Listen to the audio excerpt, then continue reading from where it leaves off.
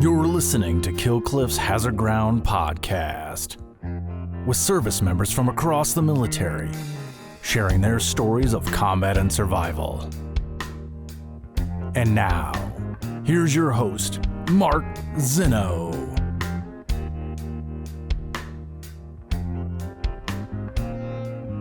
Welcome into the Hazard Ground podcast. As always, we appreciate you joining us each and every week. Before we get started with this week's episode, a few of our normal announcements. Please follow us on all the social media sites, Facebook, Twitter, and Instagram at Hazard Ground Podcast.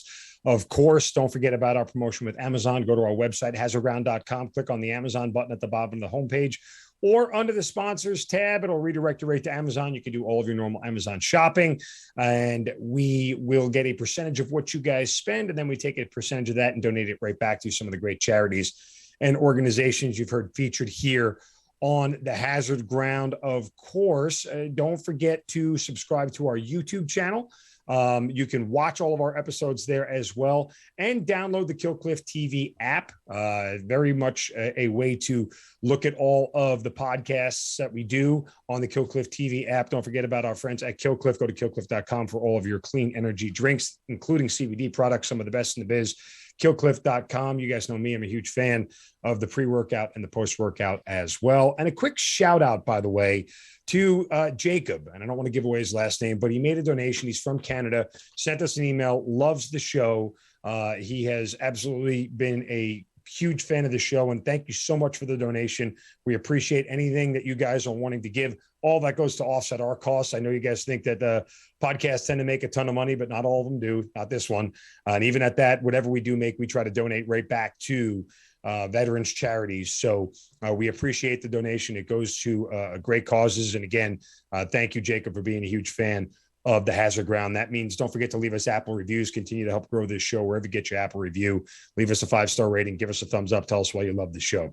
We certainly appreciate it. All right, on to this week's guest. And sort of a unique guest this week because it's not necessarily combat focused or combat related, but something that is very, very important, not only to veterans, but to all people. He's a retired Army colonel who spent 30 years in the Army with multiple stations overseas and deployments overseas, including Pakistan. He currently now, after his career, is a veterans advocate for prostate cancer, as he was stricken with cancer during his time in the service. After it going away, it resurfaced again, then developed another form of cancer as well. He currently works with an organization called Zero Cancer. He is Colonel retired Mark Franklin, joining us here on the Hazard Ground. Mark, welcome, and thank you so much for being here. Thanks very much for having me. Appreciate it, Mark. All right. Certainly a long, distinguished career. And it's crazy because when I go through your bio and look at all the jobs that you've had throughout your career, you've been everywhere. You've done a variety of different things. And as I mentioned, even a deployment in Pakistan as well. You spent a lot of time in Korea as well, working over there and personally looking at, North Korea and looking for Korean War veterans remains. You're a veterans advocate now. It's, you look back on 30 years. Are you ever shocked at how much you were able to do, in all things considered, a relatively short amount of time? I've reflected back on it quite a bit, and I was commissioned an infantry officer, and then later on, and I loved the camaraderie that comes with serving with infantrymen and soldiers, and that was a great experience. But when I was made aware of the Foreign Area Officer Program, I thought that might be a better fit for me, so I applied and was accepted into that. And as it turns out, I was a much better foreign area officer than I was an infantryman. So that worked out better for me. Looking back, I can't think of a single job that I regret taking or having in the military. And I was never one to kind of pursue a particular career path. I just kind of let the Army tell me where to go and make the best of that situation. And it totally worked out for me. I've had some very, very difficult jobs, but I've learned from all of them. I've had some great leadership, great mentoring throughout my career. And so all in all, that 30 years, I'm going to go back. One of the fellows you interviewed was Joe Galloway. Yeah. And Joe helped me in my current job with the Vietnam War commemoration, where we were doing video record oral history interviews of Vietnam veterans. And when we developed the question set, Joe inserted this question, and it was a great question. He would ask Vietnam veterans, did you take more from your experience in Vietnam that was good and positive than you invested in blood, sweat, and tears? And of course, the responses were mixed. Many would say yes, some would say no. But if I applied that question to myself, did you take more from your military career that was positive than you invested in blood, sweat, and tears? I'd say absolutely. I got more out of my career than I gave. That might sound selfish, but it's true. So looking back, it was a great career. And I am very, very grateful for the opportunities I had over those 30 years. Well, again, it really is one of those things where, and I've said this repeatedly on the show, the Army has a unique way of putting you where you're supposed to be, right? It's a lot of people lobby for assignments, and that's fine. I don't think there's anything wrong with that. Do what you want to do. Make the most of your Army career, forever how long or short it is. But more often than not, you're in the right place at the right time, and that's thanks to the wonderful genius folks that decide where we're all supposed to be when we're supposed to be there in the military, right? But start back at the beginning for you. You mentioned being commissioned as a second lieutenant in the infantry, did ROTC. Sort of, how does that whole thing come about? Is that something you knew you always wanted to do? No, in fact, I'm the most unlikely career officer you'll ever meet. So I was in an ROTC program at Western Maryland College. It's now renamed McDaniel College in Westminster, Maryland. Very familiar with it. Yeah, that's where the Ravens used to have their training camp out there. Are you a Ravens fan, Mark? Because I am. No, but I lived in Baltimore for about a decade. I went to school at Loyola, so I'm quite. Maryland is a turf that I've plowed several times over. All right. Well, I am a suffering Orioles fan, and I say suffering because I am suffering. Yes. And I'm also a huge Ravens fan. But anyway, commissioned, and I was told prior to going down to my commissioning that I was going in the Transportation Corps. And I thought, well, that's a good fit. I can parlay that later on into something. And I was going to go into the New Jersey National Guard. So I walked down. I got commissioned in December as opposed to waiting till May. And my mom and my grandmother are there that kind of, witnessed this whole thing. And I've got the transportation insignias on my lapels. I'm all ready to go. And I get down there, and Captain Grippo, who was my PMS at the time, said, "Mark, we got to change. You're no longer going into the Transportation Corps. You're going." And as he's saying this, he's removing the transportation insignias from my lapels, and he's pulling out the cross rifles. And he said, "You're going in the infantry. Congratulations." Well, I'm not going to say anything. I'm like, what? Okay. So I get commissioned as an infantry officer. I go to the infantry officer basic course at Fort Benning, Georgia. And I'm kind of a knucklehead in terms of, most of my peers at that time were West Point graduates. And say what you want, but my experience at the IOBC, at the infantry officer basic course with these West Point graduates, is they took me under their wing and they got me squared away. And I just kind of fell in love with the whole camaraderie and the whole infantry culture and psyche. So when it's about time to graduate, I said, "Hey, is there a way I can do this full time? I don't want to go in the New Jersey National Guard. I want to do this as an active duty officer." And there was no hesitation. The admin folks at Fort Benning made that happen. My first assignment was to Fort Lewis, Washington. And then I began my career as an infantry officer with the 9th Infantry Division. That was also a great experience. I went to the infantry mortar platoon leaders course. And so my first assignment was weapons platoon leader. I had the 81 millimeter mortars and 2 tow jeeps. And I don't know, you probably don't remember the Gamma Goat. It was the most miserable piece of gear the Army ever came up with because they were always broke and it was different. Now, someone are probably going to disagree with me. That's what supposedly carried the 81 millimeter mortars. Usually we humped them on our backs. Had a great time with the 9th Infantry. If you know a General Barry McCaffrey, he was my brigade commander. Had a couple of run-ins with him a few times. All of mine were positive. I can't say that about all of my peers, but mine were pretty positive. And we were the test beds. So we were testing dune buggies and the light attack vehicles and all kinds of neat stuff. And I just thought this was a great experience. But our battalion XO was also a foreign area officer. He was a Middle East guy. And I went over and talked to him, and he explained to me about the program and said, "Look, it's a great career. It'll be very, very difficult to make it past lieutenant colonel because the inventory is so small and they only need so many. But if that's what you want to do," he encouraged me to do it. So after the advanced course, I applied to the FAO program. I was accepted. I initially wanted Vietnam, Southeast Asia, Vietnam language. And they came back and said, "Well, I'll tell you why. I'd grown up. I wasn't obviously not a Vietnam War veteran, but I'd grown up watching the Vietnam War on television. It was America's first television war. Right. And it always ticked me off the way we left things there, because we had men and women that were basically doing what they were told. They weren't treated particularly well, and we did not leave victors of that conflict. So part of me wanted to go back and kind of figure out why and see what we could, what contributions I might be able to make as a FAO. But the Army had a different plan. And they said, no, we don't need any more Southeast Asia FAOs. What we need are Northeast Asia FAOs. And so you're going to be a Korea FAO. And I said, yeah, but I really want to go to Vietnam. They said, you're not listening, Captain. This is the Army. You're going to be a Korea FAO. And I saluted, said, yes, sir. It was a good decision. And I'm glad I did it. I went to Indiana University, where I got a master's in East Asian language and culture. The Army paid for all that. From there, I went to the Defense Language Institute, where I continued language training. And then after that to Seoul for more language training. Got to meet and got to learn Korea pretty well, because you're given a pretty, generous travel budget to travel around.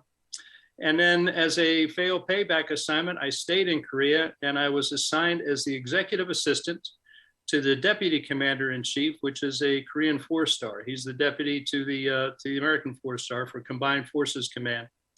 And that was also a wonderful experience. They treated me wonderfully. I improved my Korean language skills. And I would, at least twice a week, go into the general's office and help him improve his English skills. And so it was a great tour, and basically kind of set me on a path to be a foreign area officer for Northeast Asia. And it's been pretty good after that. Yeah. So, it's funny. You hear FAO and all I ever think of is field artillery, right? Yeah, I know. For years. And then you start talking about foreign affairs and everything else. And, yeah, it's interesting because it seems like something that is so out of the scope of what a lot of us can actually do, right? Like, I'm not a political science major. Like, I don't, I study foreign affairs as much as I can read in a newspaper. Yes, I date myself when I say that, or read online, and just go in knowledge of history and everything else. Were you ever sort of overwhelmed at the concept of the idea of foreign affairs? Because it seems a little daunting to me, at least. You can be, but what happens when you become a foreign area officer is you can serve in a variety of different sectors, if you will. So security assistance is one, intelligence is another, and then policy kind of recommendations development. And that's really where I kind of gravitated toward, is the policy. And that is either improving relationship with allies and partners, or trying to establish a stronger, better mill-to-mill relationship with competitors. And I won't say necessarily adversaries, but so what happens is and when I mentioned I had great leadership and great mentors, is that I had senior foreign area officers that I worked for that had been in the business, and they do a good job training you on what the current issues are and where the Army needs help and where the Army can use whatever skills you develop. So a lot of being a foreign area officer is establishing relationships with your foreign counterpart. So in my case, obviously I had a Korean general, but also his staff. I went to the Korean Army Staff College in Chinhae. As you know, most guys go to CGSC. I went to the Korean Army Staff College. Didn't get credit for it, but it was a credit to me. And so you meet Korean officers that you are work with every single day, and I stay in contact with them. And these relationships help you as you develop your foreign area officer career later on. And so one of the things that I gravitated towards was the policy element, where we were trying to improve. And that could be about things like, how do we reorganize or reset our relationship with this country, or how we might establish a different kind of approach in dealing with a country like the Republic of Korea. And we've been pretty successful there. But what happens when you are a general Northeast Asia FAO is that they can assign you to a variety of places. So Korea was my place. I went back to the Pentagon on the Army staff, continued as the Korea-Japan desk officer, and helping the Army Chief of Staff and the Army staff leadership maintain our relationship with those two countries. And then you kind of go back and forth. I spent some time in the J2 on the Joint Staff in the intelligence world with Asia Pacific issues.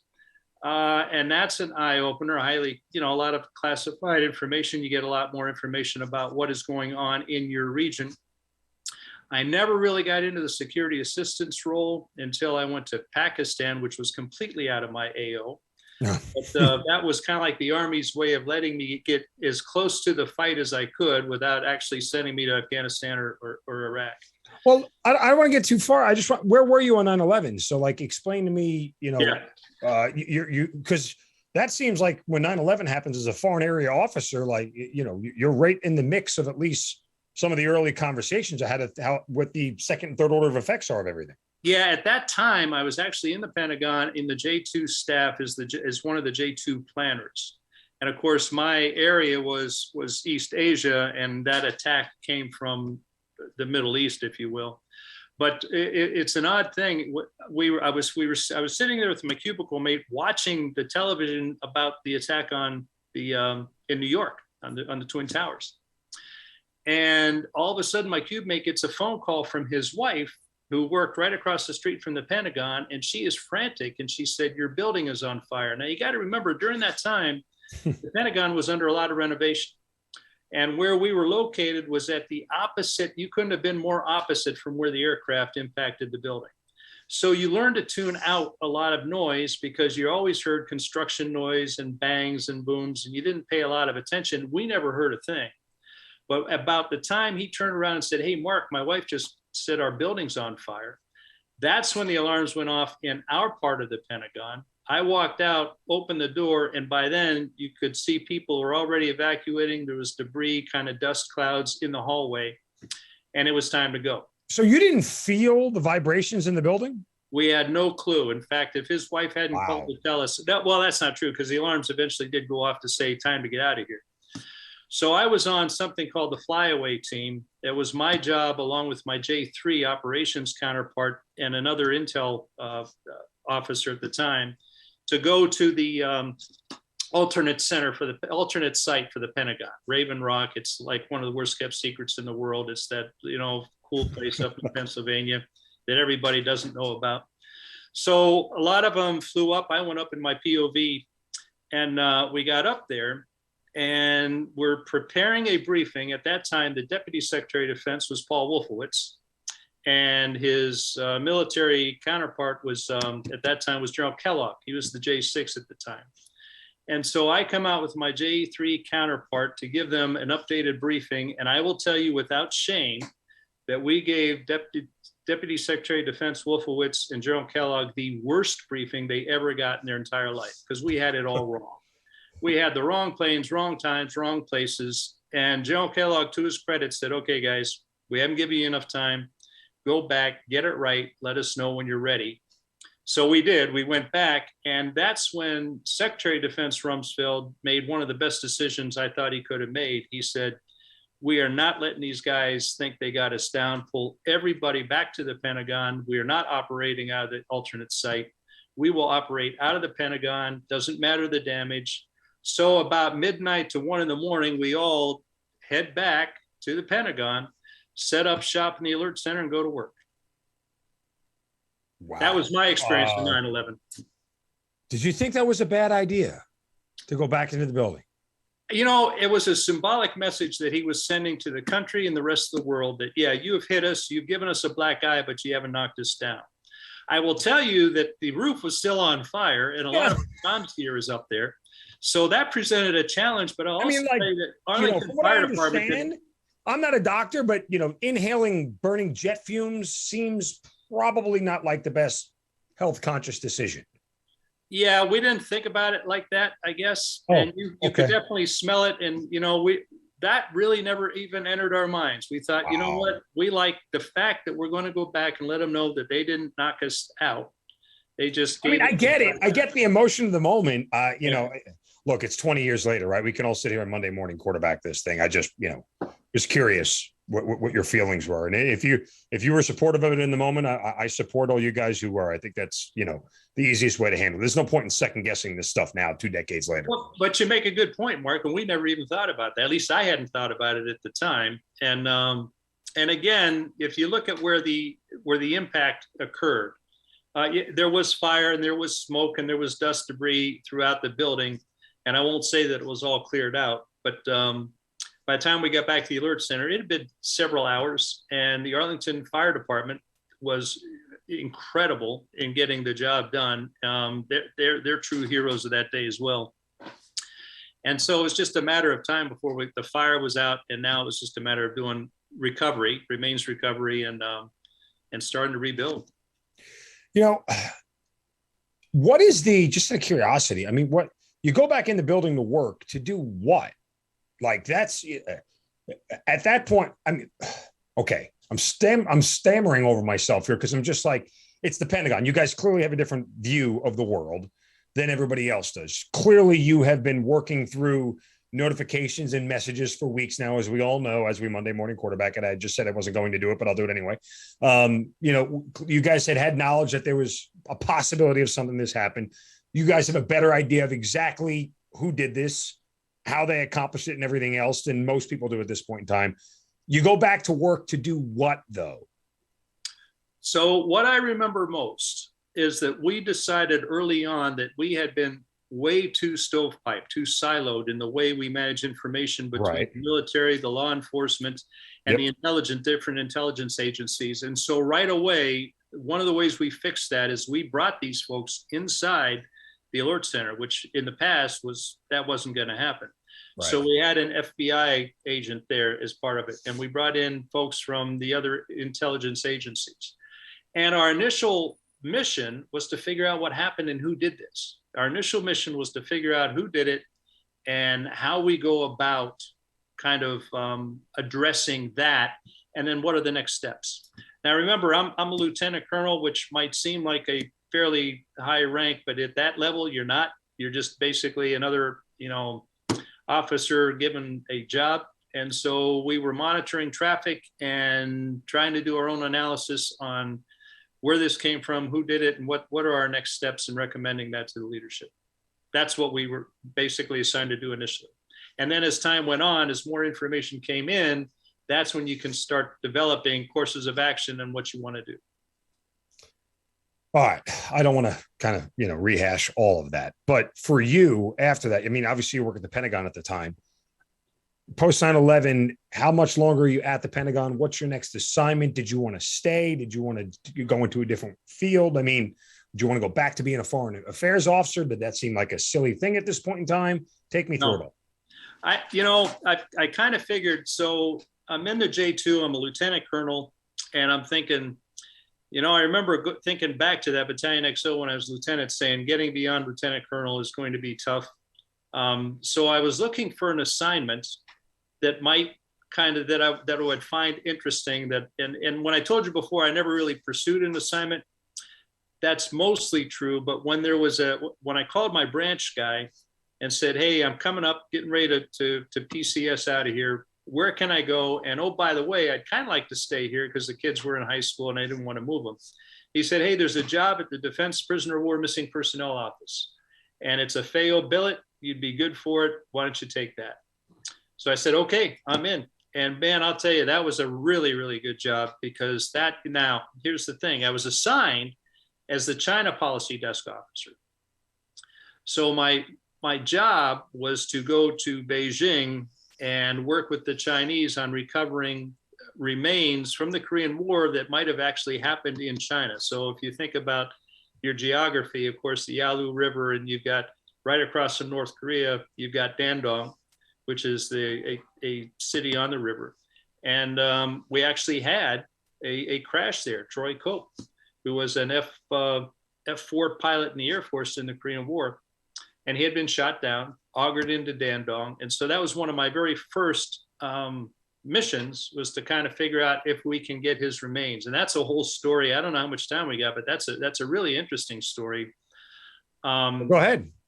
Okay, well, in Dandong, they had their own military museum. No, in Shenyang, which is just north of Dandong, they had their own military museum. And an American businessman had gone through that museum, and he saw these dog tags to an American, Troy Cope, in the museum. So he came back and reported it. This is before my time. And we went to the Chinese and said, hey, you've got these dog tags. We're actually looking for this guy. Can you help us? And the Chinese said, we don't know what you're talking about. And the relations weren't really good at the time. We don't know what you're talking about. There's no such dog tags. No, you can't come look. And no, we don't have them.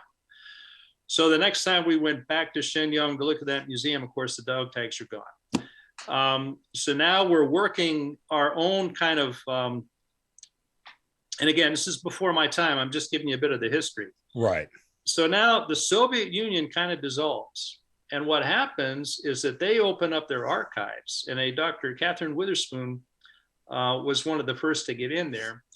And in the archives is where we found out that Soviet pilots, Russian pilots, in order for them to get credit for a kill, they actually had to show proof. And I can't tell you who. I can only tell you that that they found the combat photography of a Captain Zhukov who had actually shot down Troy Cope's aircraft. And so we took some copies of that, presented that to the Chinese as evidence that, hey, come on, he really did auger in and Dandong. We'd like to go get him. By this time, relations had improved. The Chinese said, yeah, okay, you can come and do your initial kind of survey of the area and we'll go from there. So now I come on board and I'm starting to meet with my Chinese counterparts. We're starting to work out how we actually get into Dandong to do this. And we find out that a local Chinese businessman had bought that area, had planned to concrete over and set up a warehouse at that site. So we had to pay him off. And eventually we got in there to do the recovery. Now, we didn't find remains. A long time had passed, but we did find some personal effects. We found some boot flaps and some other, I think it was his web gear from this aircraft.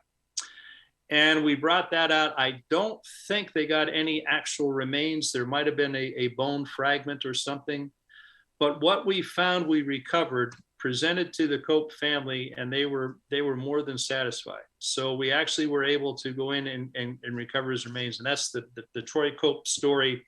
Now, remember, this is a long time ago, so I'm kind of rehashing this in my mind from memory. And so I might have gotten some of the details wrong. So if anybody else is watching this and was part of that, you might get a few emails saying Franklin doesn't know what the hell he's talking about. But we did the recovery. The Cope family was satisfied. We went back with the DASD Jennings at the time, Deputy Assistant Secretary of Defense for POWMI Affairs, presented a gratitude plaque to the mayor of Dandong and put that one to bed. So that's what I did for the China part. But because I speak Korean, we also had remains recovery teams in Unsan, which is just north of Pyongyang, and on the Chosun Reservoir. Now, the Chosun Reservoir is interesting because on the east was the Army and on the west was the Marine Corps. The North Koreans would allow us to do recovery on the east where the Army was. They would not allow us on the west side where the Marines were. And our theory was, well, the Marines had acquitted themselves very, very well. That was an embarrassing time for the North Koreans because they got their butts kicked. And so they're going to let us. So I went back to North Korea on a 10-day survey to make sure that our teams were getting what we were paying the North Koreans to provide them, that they were being cared for. And in the process, got a chance to travel from one side of North Korea to the other and up there to the Chosun Reservoir. So that was kind of a neat. Wow. So that was my time at the Defense Prisoner of War Missing Personnel Office. And then lo and behold, I got selected for 06. I'm curious, did you ever, in that time of the Defense Prisoner of War and Missing Personnel Office, like the early part of the war in Iraq and Afghanistan, we had a bunch of folks go missing. How much interaction did you have with that? There was a team looking for, if you remember Lieutenant Spiker, he was one of the pilots that we lost during that. Mm-hmm. I think we had a special team looking at that. A lot of that was classified at the time. I think they did find some personal effects. I don't think they ever recovered his remains. So that office doesn't just look at past conflicts. Its mission is to recover. Well, the most notable one I remember was Matthew Maupin in Iraq. He went missing in 2004, I think. Ultimately, if I'm correct, they did end up finding his remains. I think it was 15 plus years later. convoy that he was on was ambushed. He was an E4 at the time. I think finally, by the time that they had declared him KIA, they had promoted him to E6, and then they eventually found his remains. But that was a big deal for all of us who were there, because there was video of him out there alive at one point and everything else. I mean, are you familiar with all that? No, because about that time, I was getting ready to PCS to Okinawa. Gotcha. Okay. So I was getting ready to leave, and so I missed a lot of that. And that's when I saw that in your file, that was the first name that popped into my head. And the whole story, because I remember, I literally drove on the road where they got ambushed, and people had pointed it out to me where the ambush happened and everything. So after that, you end up in Pakistan in 2008. How and why? Okay, so I go to Okinawa as the chief of the Okinawa field office, and basically my role for the next 3 years is to advise the senior officer, which is a Marine Corps 3-star, kind of like a Paul Mill advisor, if you will. I handled all the protests that the Okinawans had about our presence, et cetera. And I'm thinking, I've got this whole Army career, and I've never been deployed to either Iraq or Afghanistan. And I actually asked a Marine Corps general that I was working for at the time if he knew anybody I could talk to see about getting deployed either one theater or the other. And he said, Mark, let me see what I can do. And what came back from Army branch is, hey, we got an opening in Pakistan. And I said, well, that's not exactly the same thing, but I guess it's close enough. And okay, I'll do that. And so it was, I'll tell you, that was a great experience. And that was when I first went to Pakistan, I was assigned as the Army liaison to the Pakistan Army. That was kind of a security assistance role, even though I didn't get involved in providing. I did a lot of work in trying to convince the Pakistan Army that, for instance, one of the things we wanted to get them are these forensic kits that kind of look at IEDs and help you understand where they were made, how they were developed, and kind of give you after action forensics on an IED. And I had a couple of trips to Afghanistan where they had these lanes, these IED lanes that they would train the Afghan army in. The Pakistan people are great people. The Pakistan army can be a challenge because they weren't as interested in what was going on in the frontier corps with the border with Afghanistan. They're more interested in India. And that wasn't really our mission. Our mission was to kind of get them to help with the Taliban and Al-Qaeda on the other side of the country. But I did that, and then I made the mistake of going TDY. And when I came back, the admiral in charge said, Mark, we're trying to expand our mission to a joint task force. I need a chief of staff, and all your buddies thought you'd make a good one. So that's what happens when you're not there to defend yourself. So I became his chief of staff. We built a mini JTF there in the embassy. And that's when we got involved remember when Bergdahl went missing in Afghanistan. And so we got involved in some of that. But the mission really stayed the same. We were still trying to get the Pakistan military, and we had a lot of success, particularly with the Navy.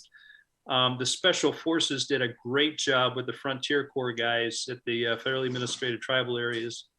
And in many ways, that made the Pakistan Army a little jealous because we were giving them a lot of attention because they wanted to fight. They wanted to take the fight to the bad guys. And we were providing them the material and the training to do that. And the SF guys that were there in country, I can't sing their praises enough. They are truly the quiet professionals. They don't stand out. You won't see a lot of movies made about them, but they are awesome. And they did a really, really good job with these guys. So that's how I wound up in Pakistan. All right. Pakistan ends, and you go where next? So my next assignment now, and this will be my sunset assignment because I was coming up on mandatory retirement. So I go to the Office of the Secretary of Defense, the Asia Pacific Security Affairs for under the Undersecretary of Defense for Policy. So now I'm back in the policy world. I'm assigned to the Assistant Secretary of Defense for Asia Pacific Security Affairs. And once again, I'm working China issues. So I'm now the Senior Country Director for China. And my job is to improve the mill-to-mill relationship between the US military and the Chinese military. And of course, I failed. as did everybody before me and everyone who comes after me, but that's just the nature of the culture of the business. But it was a good, but I will tell you that my Chinese counterparts are genuine.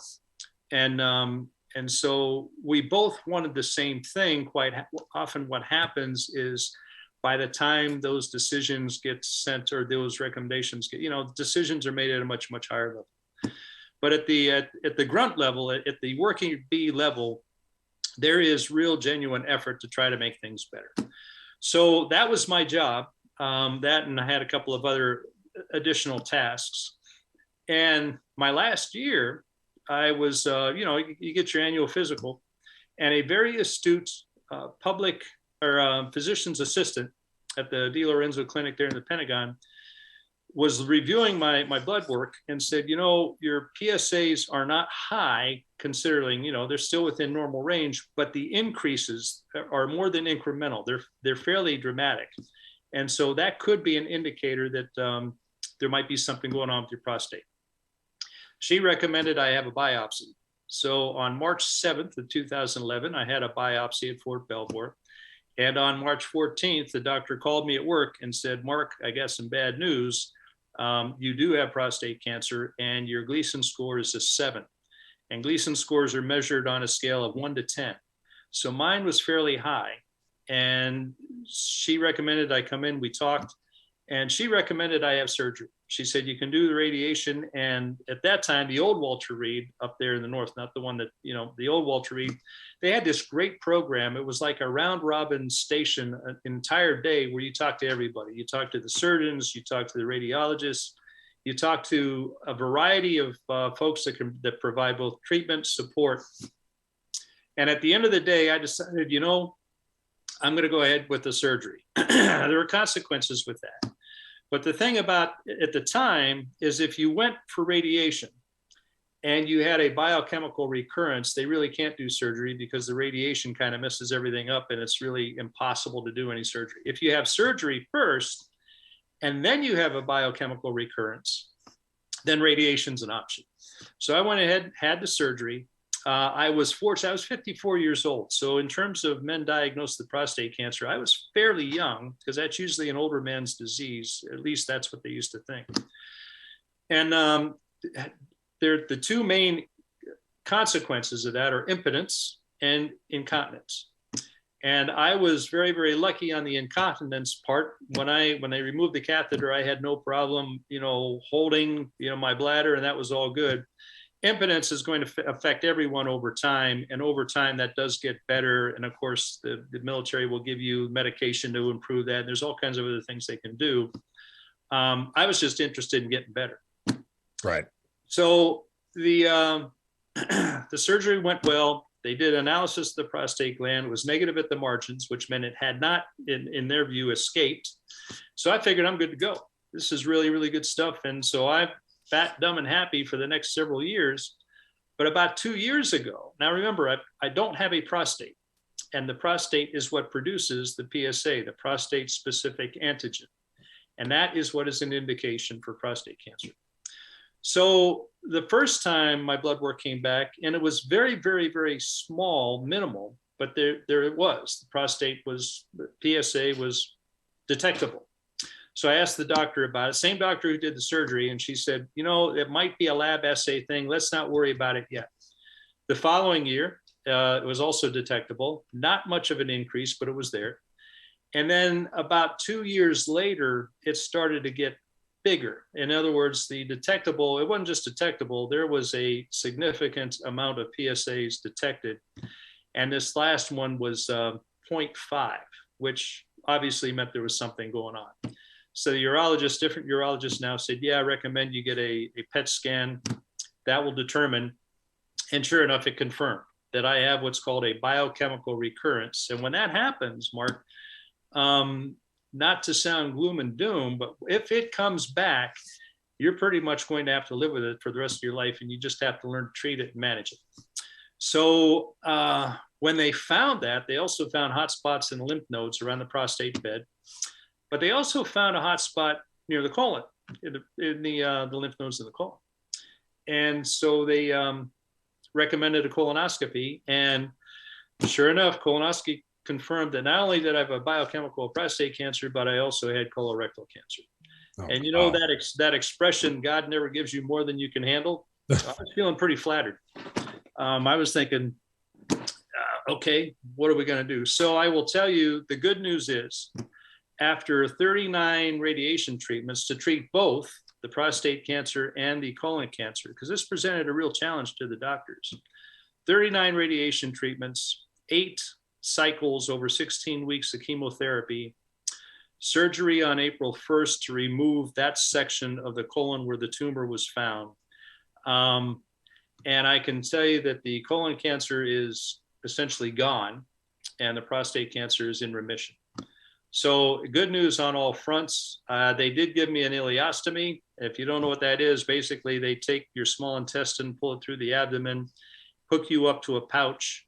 That gives the colon time to heal where they did the surgery. Luckily, I don't have it for the rest of my life. I have 3 months. I am at my 3rd month now. July 12th, I'm supposed to have my final surgery to hook me back up, put me back together. But what I really wanted to talk to you about today was prostate cancer. Sure. And why that is really, really important. So if you want me to continue, I can. If you want to, I don't want to keep going and not give you a break. So no, listen, again, I mean, it's incredibly interesting stuff. I mean, I'm wondering from your standpoint, you know, you beat it once and then when it comes back, are you more ready for it? Or is it like one of those things where it's like, hey, I'm really gambling with a lot more here the second time around? Like, where's your headspace? That's a really good question. And I will be honest with you. Initially, it was in a very dark place because when it came back, I'm thinking, well, this sucks, but I can do because I also had the colorectal cancer. And I'm thinking, well, how the heck are the doctors going to do this? And the radiation oncologist, young guy, really, really positive, which always helps. And he gave me a very, very positive outlook. So they put you on hormone therapy because testosterone is what feeds prostate cancer. So he started me on, there's a short course, a long course, and he said, I'm going to put you on what I call a middle course, which is 9 months of hormone therapy, which basically reduces your testosterone levels to almost nothing. So you're no longer feeding the prostate cancer.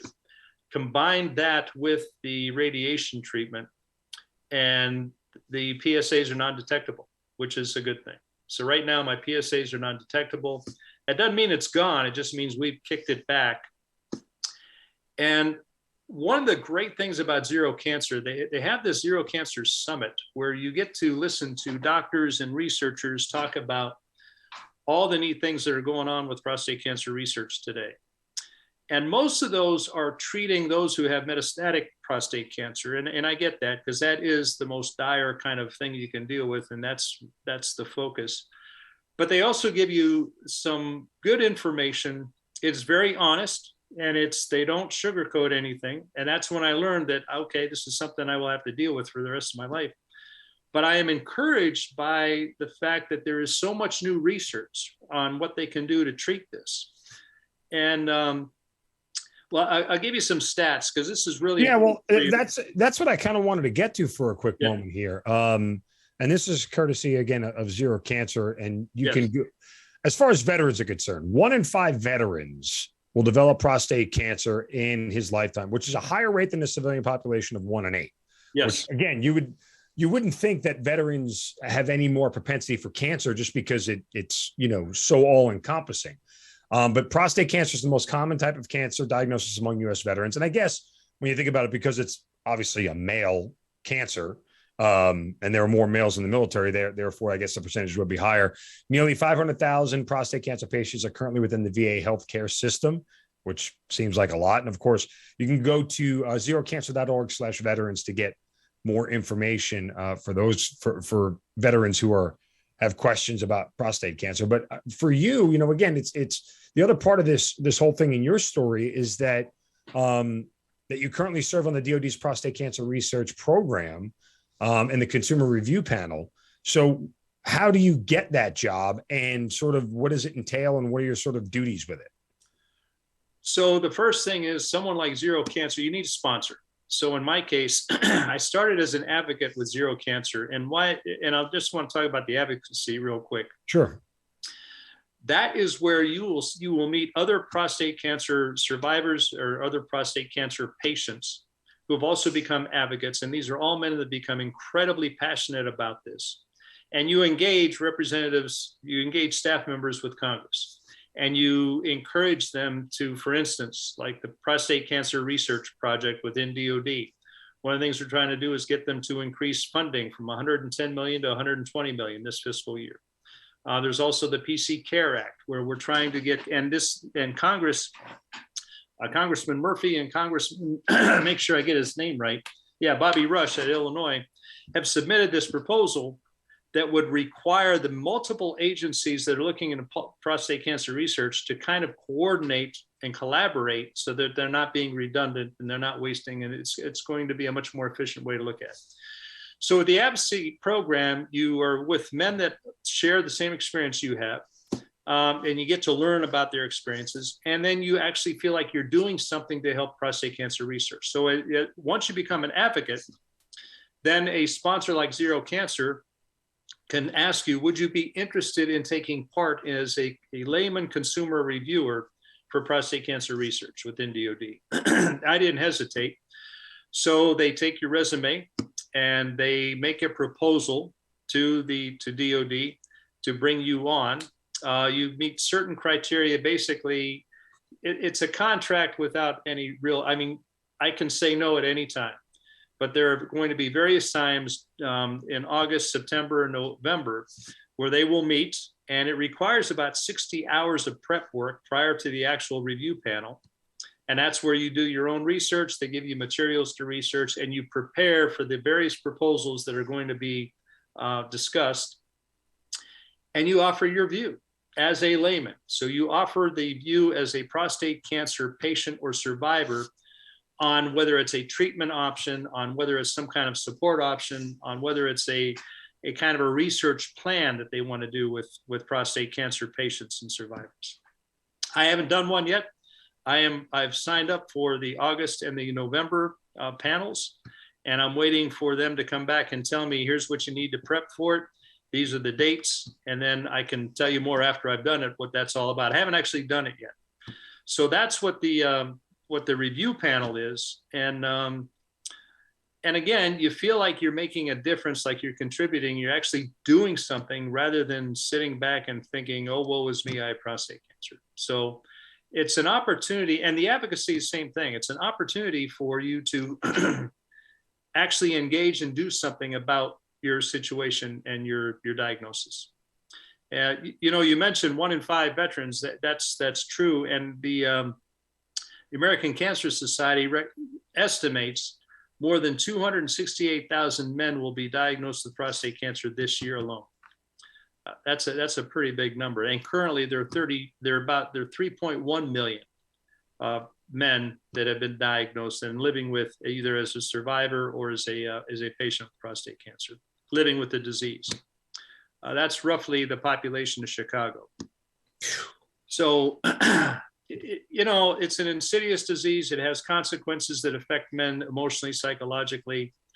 I take more of a stoic approach to that. I just want to beat the son of a gun. And so all that other stuff is kind of just noise. And I want to do whatever I can to help the research guys figure out the best way to treat it and hopefully eventually cure it. And that's the ultimate goal. Is there anything about your military career, lessons learned, whatever it may be, training, that has been a source of support for you as you've kind of gone through trying to kick this thing twice? Yeah, that's a super good question. And I think you will identify it, is that, in the Army, and I'm going to say, I'm assuming the same thing with the other services. If you are mission oriented and you're given a mission and your focus is to accomplish that mission, everything else kind of takes a back seat. It's just noise. So for me, it's the mission of trying to find better treatments, better outcomes, eventually a cure for prostate cancer. And I've kept that at the forefront of everything I'm thinking about now as I'm dealing with this. I've got my other job too, which I really enjoy, but this, it's that mission focus, because, you're given a mission, there's a lot of distractions, a lot of things that can get in the way, and you learn to set those aside and focus on accomplishing the mission and looking at various ways you can do that. That is probably the greatest benefit I've taken from my military career to apply to what I'm doing now with zero cancer and prostate cancer research, treatment, and outcomes. What did you know less about when you first came across it? Prostate cancer or being an FAO? Prostate cancer. Yeah. Because I'd had the opportunity to talk to other FAOs. And so, and when I first diagnosed prostate cancer, I didn't know too many guys that had it. It's only been it's been a process. One of the things, I'm a Mason. I belong to Andrew Jackson Lodge 120 here in Virginia, and we support the Zero Cancer 5K run every year. We've been doing it. Of course, COVID kind of put a damper on it, but sure. We've got another one coming up this June 18th. That's how I first got introduced to Zero. I didn't know who they were, but the fact that our lodge supports their 5K, and we got to meet the folks that would come in and brief our lodge on what it is and what they can expect. That's how I got to know them first. And then, of course, when I got this diagnosis, biochemical recurrence, I wanted to know more. And so I got more involved. Allie Manson is kind of like she is our fearless leader. She gives us direction and we follow. Hal is really great at preparing you for things like this and in your interactions with Congress. They've got a great organization and and they provide a lot of support too. So you can get support with other prostate cancer through Zero Cancer. They have support groups. They got mentorship programs. And Zero 360 is one of the ways that they can do that. It's great organization. Can't say enough good about them. To the message to veterans and for veterans, again, generally this is what's thought of as an old man's disease, and most people aren't in the military past 40, which is when you need to start getting that, hey, bend over kind of exam. Right. So is there a message to younger, healthier people in the military and males in the military who probably need to be more aware now than they ever have before about this? I'm not a doctor, so I got to be careful here, but just like colon cancer now, it used to be something that you had your colonoscopy at 55. They're now recommending it at much younger because younger men and women are being diagnosed with it. The same might be said with prostate cancer. I was 54 years old. I was considered young when I was diagnosed. And when I was in that round robin at Walter Reed, there were a couple of men in there my age or younger that had been diagnosed with prostate cancer. So there's a lot of debate about the efficacy of the prostate-specific antigen test, the PSA test. I personally, and this is my personal view because of how it affected me, I advocate for a PSA test. I think it's a good indicator. It's not a be-all for everything. You will need other follow-up, but I am one that supports and advocates for men getting PSA tests annually and then discussing with their doctor what those results mean. And, yes, you can get, there's different ways to interpret it. And there's a lot of debate about whether it's worth the time or not. Quite frankly, I don't see the downside to getting it. And if you discuss it with your doctor, I think it can only benefit you one way or the other. It can either relieve you from worry or indicate there might be something going on. You might want to do something more aggressive in terms of procedure to find out what's going on. One more military, I guess, related question to all this. You talk about mission focus and everything else. And I would tell you that that to me is a great way to look at it, right? If you approach it as a mission set, for a lot of us, it's much easier to digest cognitively. It's much easier just to be able to understand how to go about beating it. That said, everything we do in the military, there's very few solo operations, right? There's very few solo things that we do alone, that it's all on you and you figure it out all on your own. You got a ton of different people to help you out, support systems, staff, processes that are already in place. I don't think there's any of that. I mean, I could be wrong. I'll defer to you, but I don't think there's any of that when it comes to cancer. It's just you and medicine and prayers and hoping for the best, right? Like, I mean, is that sort of the way you have to deal with it? No, there are support groups for prostate cancer. And so Walter Reed has one, but also Zero Cancer has one. Now you've got to take the initiative and you've got to kind of join or become involved in it. but they are there, and they are there for you to take advantage of. And there's no cost to you other than your time and maybe the kind of emotional impact that you got to finally admit that you got this thing. And there are other men that have it. Yeah. I mean, I guess I just, to me, it sort of could feel lonely, if you will. It's you versus the disease and nobody else. And support groups are great, but at the end of the day, it's your body, which you at this point have little control over, versus something that you have no control over. Yes. And you go through periods, and I did. I went through a couple of periods, and you can ask my wife, God bless her, because she's put up with it, where I was just like, oh, woe is me, why me? And then I finally realized, not why me, why not me? I mean, because so many other men are diagnosed with this too. I'm not that special. And so don't wallow in the, oh, woe is me, why me? Just think, okay, look, yes, you have this thing. Now, what are you going to do about it? And you go through that, and that's probably normal. I can't speak for everybody, but you do go through your ups and downs. And I went through some dark places initially with this. I'm one that talks about it. I don't hold it in. So my colleagues at work, they all know my situation, what I've been going through. My friends and family all know. The guys at the lodge all know. I don't keep it in. I just, especially if they ask, and I'll tell them, and I'll give them the whole story on everything. And that helps too, because you've got that support, even if it's just minimal. Hey, I'm with you, or I'll pray for you, or I'll keep you in my thoughts. All of that kind of adds up to know that, you aren't necessarily completely alone. There are folks, if you share this experience with them, there are folks out there that are going to get behind you on this. Well, look, it's been amazing talking to you. I know it's not always the typical sort of conversation that we have here, but I think it was important. I think it's worthwhile to give it some notoriety to a bunch of our listeners and a bunch of our veterans who are fans of the show, because obviously, again, you never know when this stuff is going to land at your front door, right? Like there's no predicting it. There's no way to tell how it goes. And the best thing that we can do is arm people with information and availability and access to things like that. And again, it's zerocancer.org/veterans is the place to go, or just zerocancer.org. 30 years of a military career. And, I say it all the time, Mark, that some people are doing as much as they accomplished in their military careers. They're doing even greater, bigger, and better things out of uniform post-career than they did while they were in. And I certainly think this is one of the more, noble and beneficial ways to spend your time, is being an advocate for something that really can change the course of lives and families everywhere, but certainly in the veteran community. Appreciate that, Mark. Thank you very, very much. Well, it's been a great job. I've done a couple of these. Yeah.